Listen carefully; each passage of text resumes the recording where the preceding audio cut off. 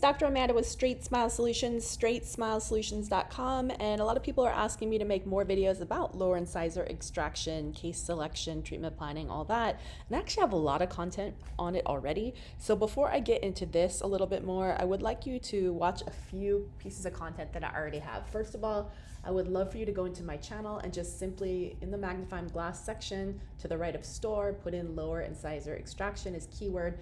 The top 4 videos that come up is basically going to tell you everything you need to know. This will just be a quick high-level recap.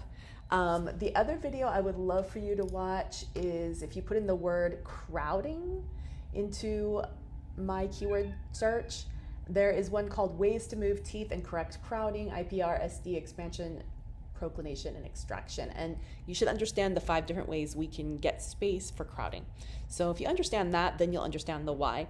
Obviously, we're not going to recycle information that we already have. There's certain reasons why we need to take out a tooth sometimes, and in perio patients, it's often the most predictable way to do it with the least collateral damage. Of course, we're also not taking off enamel. It's also significantly faster than doing IPR on all different sites. Remember, perio patients, we often can't move things forward and out, and we can't round trip. So we don't have, maybe we can do sequential discalization, but a lot of times in perio patients, those teeth get wobbly, and we want to keep the treatment as short and efficient as possible to minimize any collateral damage on other teeth. So for a case like this, saying that there may be a little bit of perio, if the patient wants quick and easy, taking out this tooth, the most rotated tooth, is definitely the way to go.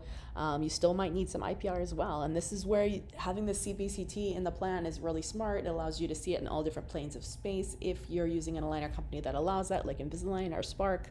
Also, getting a Ceph helps in an AP or a sagittal direction to know if you can move things forward. But generally, for perio patients, I recommend consulting with the periodontist. Let them have the ultimate say. Let them look at the plan. Let them let you know if you can even do treatment. Have them go through all the teeth and make a prognosis and diagnosis for every single tooth in the mouth.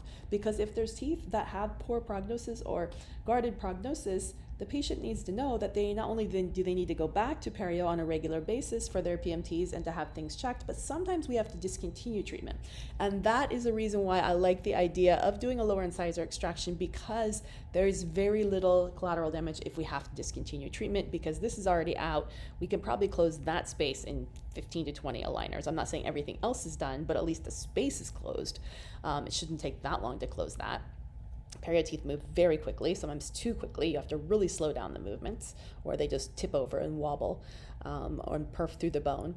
Maybe you don't finish all the perfection, but usually the patients are super fine with it. So moral of the story is treatment plan wisely and have a backup plan if treatment has to be discontinued. That's why I like the lower incisor extraction. I know it's hard to talk patients into it, but when you explain the risks, the benefits, and what to expect, and what might happen if we have to discontinue early, a lot of times they're totally fine with it.